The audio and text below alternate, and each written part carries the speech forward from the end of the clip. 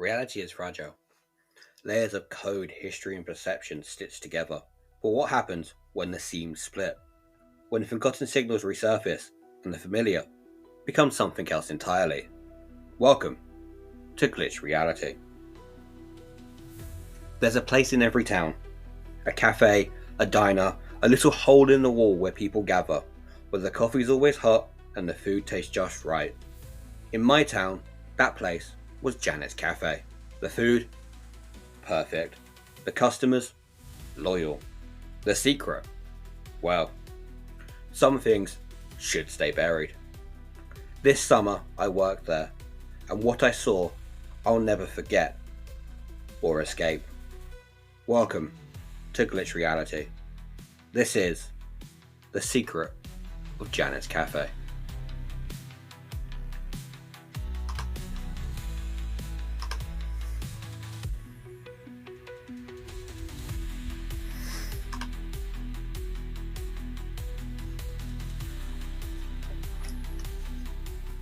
The thing about small towns is, they never really change. Not in any way that matters. The signs might get a fresh coat of paint. A few new faces might show up in the grocery store. But the bones of the place stay the same. I was born in Crawford, a nowhere town nestled between hills and fog streaked roads, the kind of place where everyone knows your name, your family, and every mistake you've ever made. There was a comfort in it, sure, but also a suffocation. I had spent my whole life looking for a way out. And then there was Janet's Cafe. It had been there since even I was born. A staple of Crawford's Main Street, sitting between a hardware store that never seemed to have any customers, and a dry cleaner that smelt of chemical warmth. Janet's wasn't anything fancy, just a greasy spoon, with checkered floors, yellowing menus, and booths that had been patched over so many times they were more tape than cushion. It was always full though, didn't matter if it was Monday morning or Sunday night. People flocked to Janet's.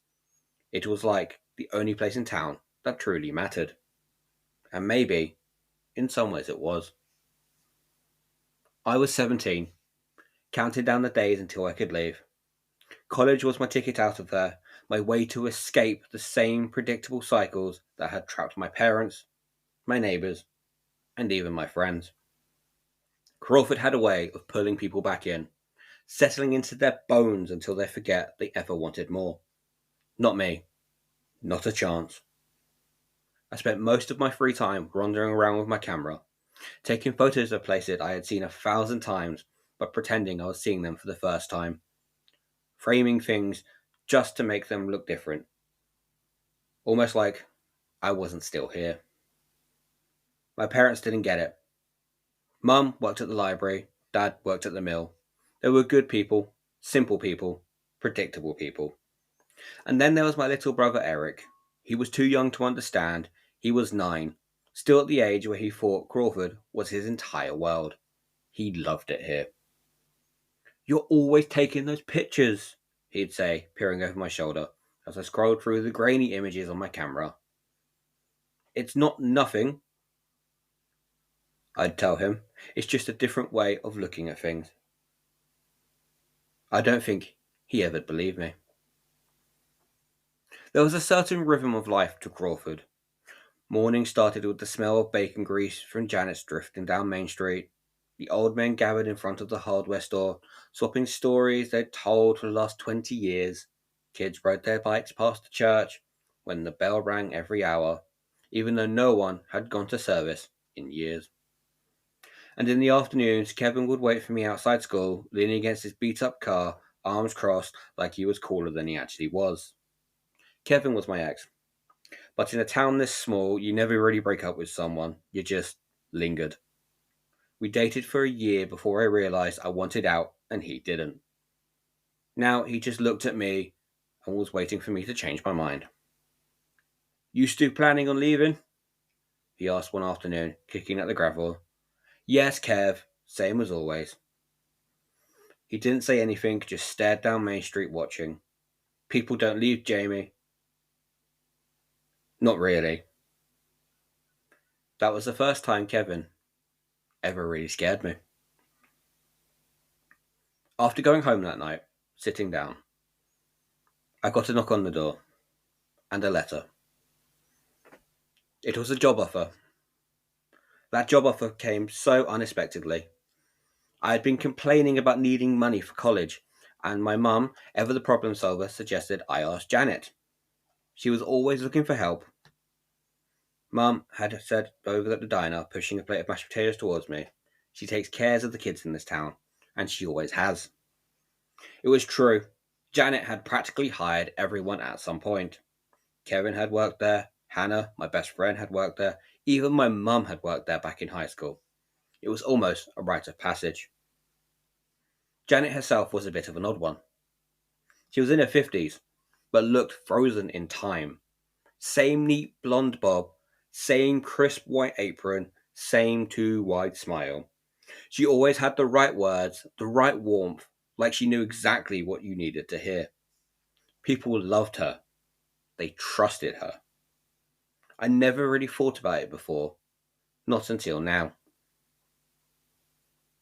The day before my first shift, I took a picture of Janet's cafe.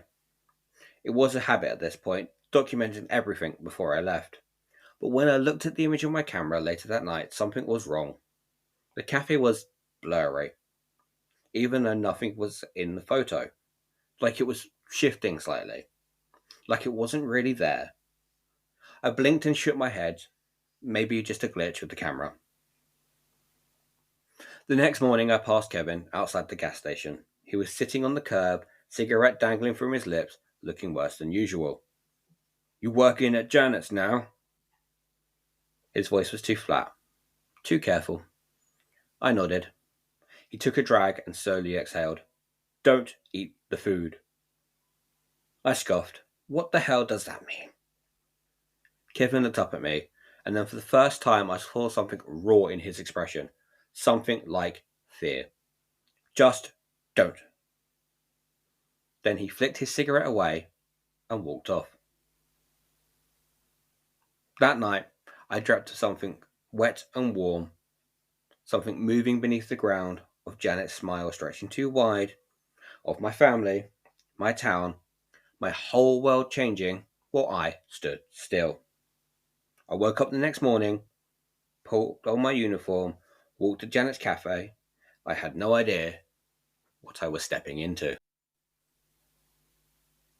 I stood outside Janet's at 6:55 a.m., staring at the peeling red paint on the door, the neon red open sign buzzing softly, flickering like it was starting to wake up.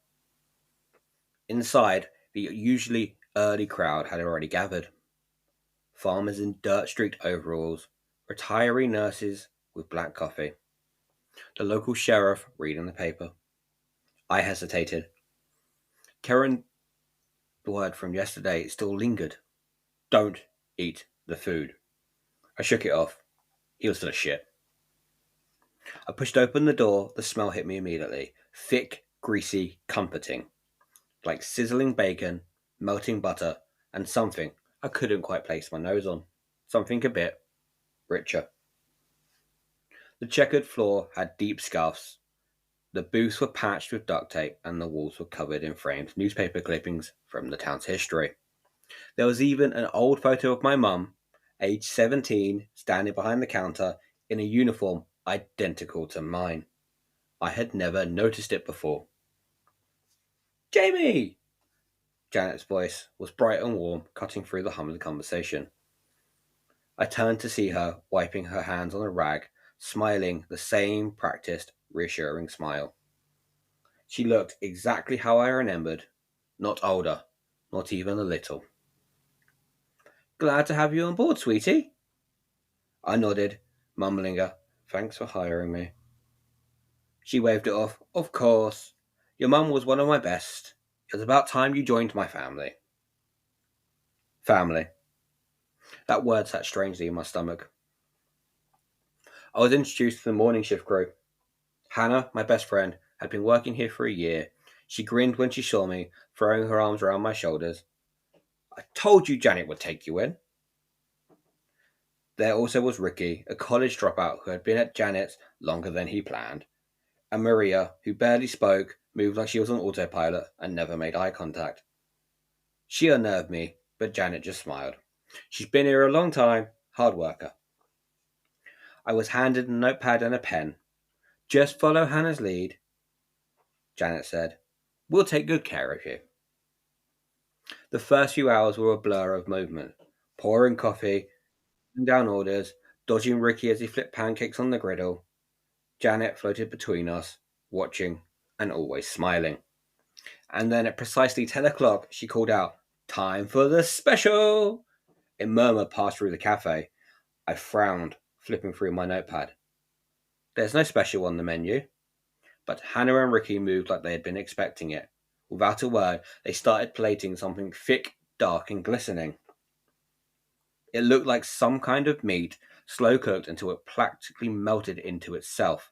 The smell was overpowering, rich, heavy, and sweet. Janet caught me staring. House recipe, honey. I nodded. People dug in eagerly, sighing like they had been waiting for it all morning. Plates were scraped clean, forks licked. Maria's hands trembled as she carried the last plate to a booth in the corner. The man there, a thin, sunken-eyed guy I barely recognized, grabbed her wrist before she could walk away. His fingers dug into her skin. Janet, Maria whispered. Janet was there in seconds. She touched the man's shoulder gently. He let her go immediately. Now you know better, Mr. Lively, she said. Let's enjoy our meal without making a fuss. Mr. Lively didn't speak, just lowered his head and ate in silence. Hannah nudged me as she wiped down tables. You okay? She asked. I swallowed. That guy, Mr. Lively. What was that about? She hesitated. He's been unwell. But Janet keeps him fed. She keeps us all fed. Fed? That word also sat in my stomach, heavy and wrong. Hannah smiled, bumping her shoulder against mine. Don't overthink it, Jay. You just get used to it. I nodded, but I wasn't sure what I wanted to do. My shift ended at 3 p.m., and I was about to leave when Janet called me back. Jamie, honey, can you help me with the freezer real quick? I hesitated, but nodded. The kitchen was now empty except for Janet. She led me to the walk-in freezer at the back. The second the door opened, my breath caught. There were racks of meat hanging from hooks, large, glutted, pulsing. I thought I saw one move. Janet hummed, Could you grab that box on the bottom shelf? I swallowed down the nausea and knelt to grab the box. When I stood back up, I swore I saw something shift on the rack, like the meat was breathing. Janet's hand pressed against my back, warm to warm. Good girl. I knew you'd be a perfect fit.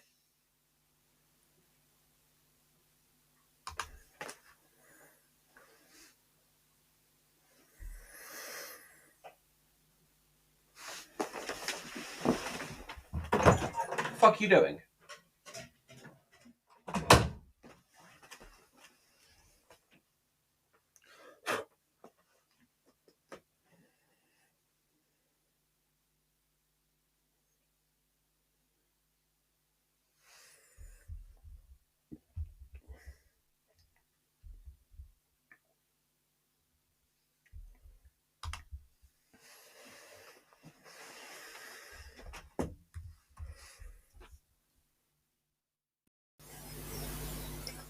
I didn't sleep well after my first shift.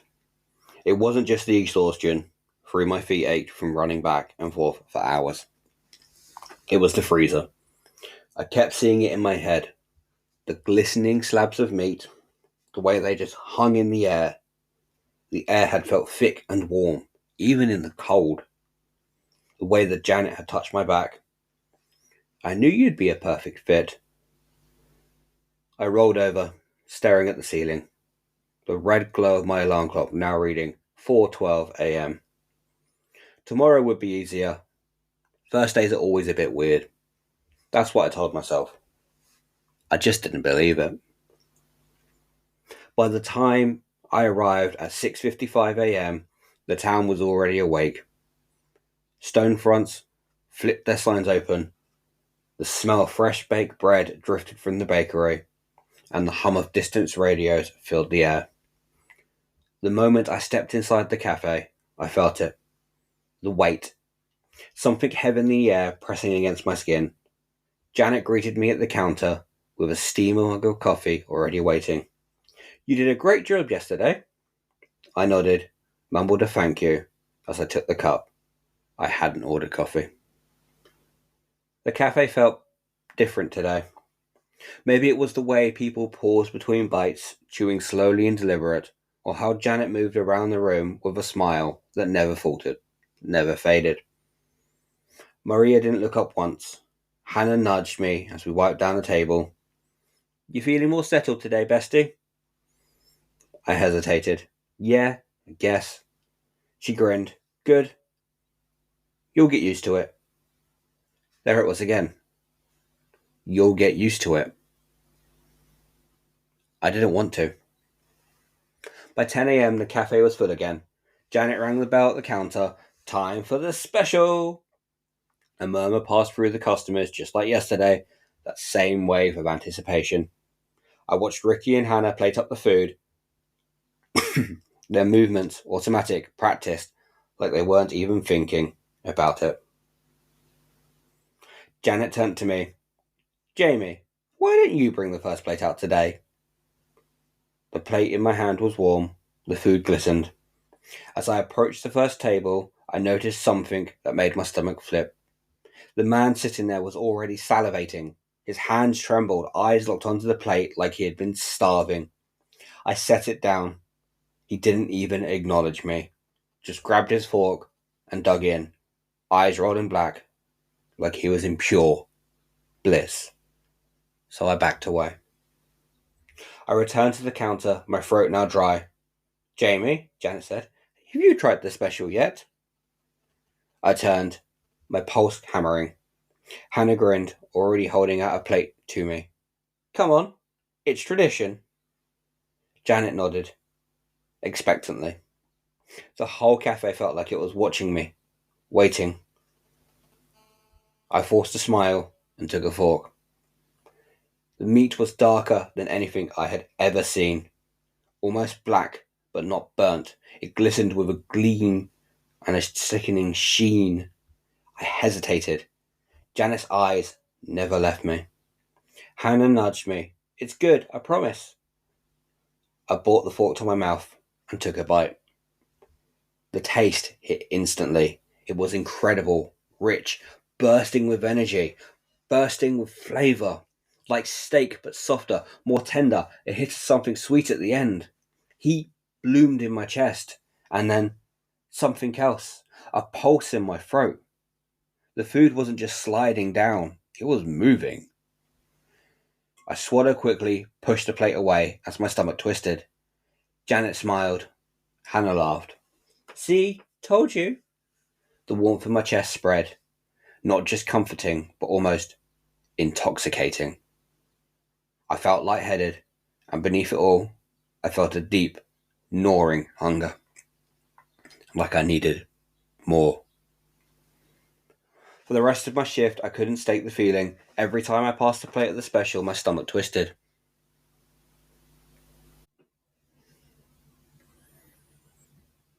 Not in nausea, no, but in craving. I caught myself licking my lips. I didn't want to, but I did. I left the cafe about 3 p.m. My head was buzzing. That taste still lingered. I tried to push it down, to ignore the warmth in my stomach. As I walked home, my buzzer beeped in my pocket. I pulled it out. One new message from Kevin. I ran to the nearest payphone, shoving quarters in with shaking fingers. Just on the first ring, he picked up. "Jamie?" His voice was tense. I swallowed. "Kevin, what the hell is going on?" Silence. Then he exhaled. "You ate it, didn't you?" I didn't answer. He sighed. "Listen to me, Jamie. You need to stop. Right now." I gripped the receiver tighter. "Stop what?" There was a pause. Then finally, in a low voice, "You need to stop before it takes hold." Click. Then the line went dead.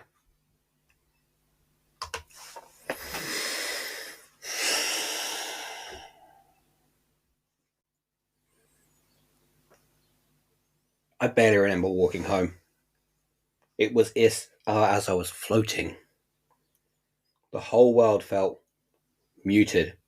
My thoughts were so slow but sluggish, and my body was too warm. And beneath it all was this gnawing hunger. It wasn't a normal hunger. It wasn't the kind you get when you skip a meal. But it was a deeper hunger. Like something inside me had been hollowed out, and the only thing that could fill it was more of that meat. Then the call from Kevin. I tried calling him back 3 times, but he never picked up. By the 4th attempt, he just rang out. No voicemail, no busy signal, just empty ringing. I slammed that payphone down, my pulse hammering. Kevin knew something, and he was scared. I should have been scared too. But all I could think about was how empty my stomach felt. The house was quiet when I got back home. Mum was working a late shift, and Dad wouldn't be home until about 6. I found Katie in the living room, stretched across the couch, flipping through channels. She barely glanced up with her hay. I sat on the armrest. "What are you watching?" "Nothing. Everything's boring." I stared at the screen. The colours blurred together, too bright and too sharp. Even the sound of the TV felt off, like I could hear every little hum, static beneath the voices. Katie turned to me, frowning. "You okay?" I opened my mouth to say yes, but the words stuck.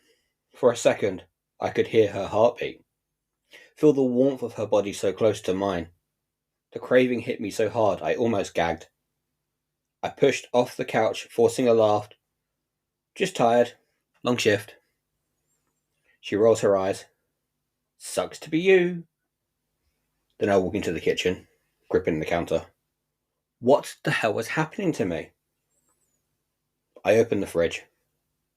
Nothing inside it looks good. Bread, cheese, leftover lasagna. None of it mattered. None of it would fill this hole. I reached for the ham. I took a bite. It was like eating tasteless paper. Dead. Nothing to it. I spat it out, chest rising and falling in quick, sharp breaths. I gripped the counter so hard my knuckles ached. Then, the taste hit my back of my throat again. The memory of the special. And just like that, the cravings were back. That night, I didn't eat dinner. I couldn't eat dinner. I sat in my room, staring at my pager, waiting for Kevin to contact me. But he never did. And then, at midnight, I heard a noise. A tap against my window. So I sat up, my heart now slamming in my chest. Another tap. I pulled back the curtains, and a small piece of folded paper was tucked between the frame. I opened the window, fingers shaking, and pulled it inside. Kevin's handwriting, but messy and hurried. "Jamie, they can see you now. Stop eating. Stop going. If you feel hungry, ignore it. They are watching." The hairs on my arm stood up, and for the first time since I started at the cafe, I felt real fear. That night after I fell asleep, I dreamt. I dreamt of Janet's smile. I dreamt of the meat on my plate, wriggling and twisting beyond my tongue. I dreamt of my stomach swelling, stretching, until something inside of it started to move. And somewhere, deep inside my chest, I heard a voice. That voice was saying, "Eat."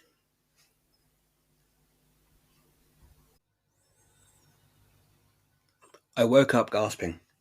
My sheets were soaked in sweat. My heart slammed against my ribs. The dream clung to me like Janet's smile. The writhing meat, my stomach twisting with something alive inside. I swallowed hard, tried to shake it off. Then I felt it. The hunger. At the kitchen table, Mum sipped her coffee, flipping through Dad's paper. Dad took at the corner, dunking toast in his egg. Want some? He asked, gesturing to his plate. I shook my head quickly. My stomach was empty. It should have been growling. I should have been starving, but the thought of eating normal food made my skin crawl.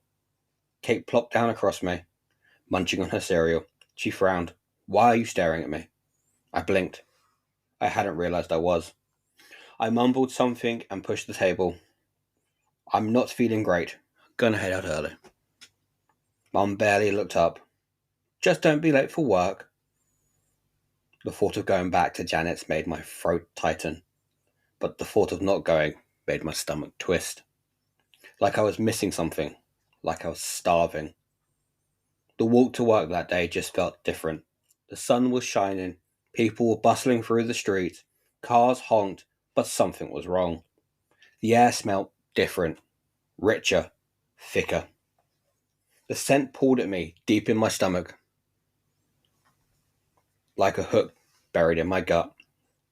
And then I saw them, the regulars of Janet's Café. They moved through the town with the same glazed, slow precision, like they were floating, like they were disconnected. One of them, Miss Eldridge, stood at the fruit stall, running her fingers over an apple, but she didn't pick it up, she just touched it over and over. Her mouth moved slightly, like she was whispering something. The hair on my arms suddenly stood up. I hurried past her. I stopped at the payphone, tried Kevin again, but nothing. Just empty ringing. I slammed the receiver down, my pulse now hammering. Where the hell is Kevin? The moment I made it to the cafe, I stepped inside. That smell hit me. That scent of the special made my stomach tighten, made my mouth water. Janet was already at the counter, smiling. Jamie, honey, right on time. I forced a nod, swallowing down the ache in my gut. Maria and Ricky moved into the kitchen, plating up meals. The smells of meat filled the air. Hannah leaned over the counter, popping a piece of bacon into her mouth. You good? You look kind of pale.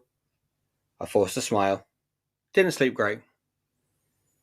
Janet reached over, squeezing my shoulder. The warmth of her fingers lingered a bit too long. You'll be fine once you've eaten. For the first half of my shift, I did everything I could to avoid looking at the food. I busied myself cleaning tables, refilling drinks, anything to avoid taking plates out. But the hunger didn't go away. It got worse. By noon, my hands were shaking. The smell of meat coiled around me, sinking into my skin. Every time a customer took a bite, the way they moaned, the bodies sacked, I felt it too. Like I was tasting it through them. Like I was connected. I grabbed the counter to steady myself, breathing hard. Hannah noticed. Jamie, you seriously okay? I opened my mouth. But before I could answer, Janet set a plate in front of me. Eat, sweetheart. You need it. I stared at it. The meat gleamed dark and rich, the juices now pooling on the plate. Hannah nudged me. Come on, you barely ate yesterday. I licked my lips. My head spun. I couldn't. But God, I needed to. I picked up the fork. I brought the meat to my lips. Then, the front door slammed. A man staggered inside.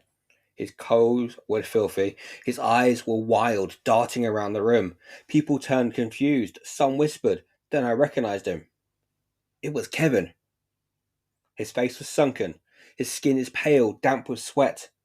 His gaze locked onto mine, and then he screamed, Don't eat it! The whole cafe now fell silent. Janet's smile didn't waver. She simply wiped her hands on her apron, stepped forward. Kevin, sweetheart, you're making a scene. Kevin now pointed at me. His hands are shaking. Jamie, you have to stop. I've already started, but you can still fight it. You have to. His breath hitched. His fingers dug into his stomach. His whole body was trembling. And then he let out a wet, choking sound. Something under his skin is shifting. Something was moving. His stomach bulged and twisted, and then he screamed. Loud, raw, and unnatural. The sound wasn't just Kevin, it was something else. Something inside of him. I dropped my fork, and Kevin began to split open. Kevin screamed, his back arched violently. His hands clutched against his stomach. His eyes, my God, his eyes bulged wide, red veins bursting in the whites, and then his body began to tear. His skin split open like overcooked meat. Wet, suckling sound filled the cafe as something pushed its way out. A mass of writhing flesh. The thing inside him writhed, twisted, its glistening body stretched out from his ruined torso. It had no eyes, no real shape, just glistened, pale flesh covered in veins, and it was still connected to him, still connected to Kevin. Thin, pulsing tendrils stretched between the body and what was left of his ribs, and thought of what had grown from inside of him. I couldn't move.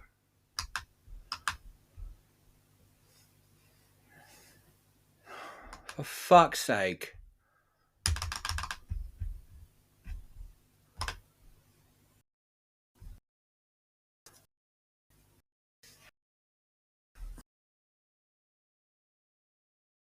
Kevin screamed. His back ached. It arched violently. His hands clutched at his stomach. His eyes, my God, his eyes bulged wide, red veins bursting in the whites. And then his body began to tear. His skin split open like overcooked meat. A wet, sucking sound filled the cafe as something pushed its way out. A mass of slick, withering flesh. The thing inside him writhed, twisted. It glistened. Body stretching out from his ruined torso. It had no eyes. It had no shape. It just glistened. Pale flesh covered in veins. And it was still connected to Kevin. Thin, pulsing tendrils stretched between its body and what it had left of Kevin's ribs. Although I thought it had grown from inside of him, it was now free. I couldn't move. I couldn't breathe. The only thing I could do was watch. But people didn't scream. People didn't run.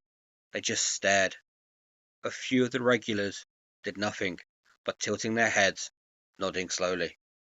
Like they understood. Like they've seen this before. A cold dread now washed over me. I turned to Hannah, but she was staring, eyes gazed, lips slightly parted. She wasn't afraid. And then Janet let out a small, gentle sigh. She stepped forward, wiping her hands on her apron. Poor dear, she murmured, Kevin twitching violently. The thing on the inside shuddered, stretching itself further out of his body. Janet crouched beside him, stroking his wet, slicked hair.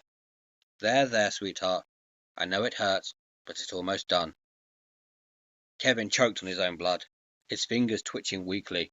Janet leant in, pressing a soft kiss on his forehead. It's time to let go, honey, she whispered. And then she reached into his ruined chest and tore the thing free fully.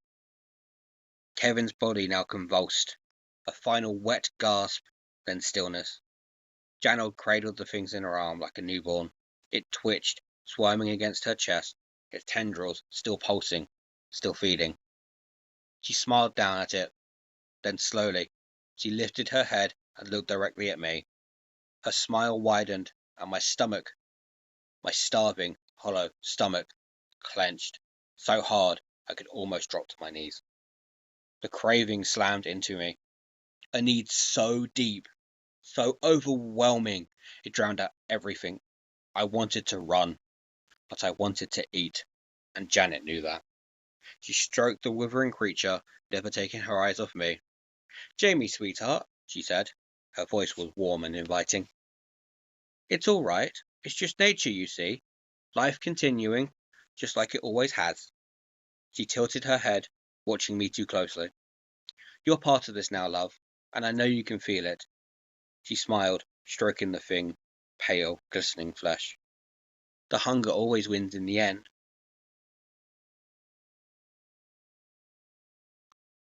The hunger was unbearable. It wasn't just a craving anymore, it was a command, buried deep in my gut, deeper than instinct, deeper than reason.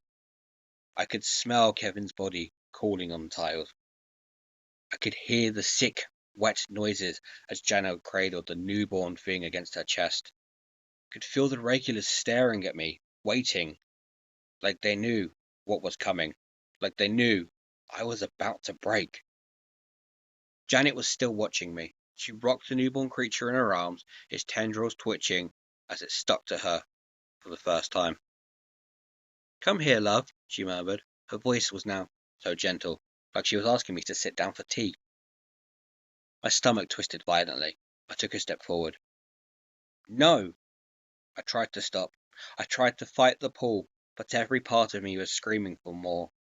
I wanted to eat. I wanted to tear the meat apart with my teeth. I wanted to be full. My breath slow and ragged. Janet smiled, nodding encouragingly. Then, "That's it, sweetheart. Just let it happen."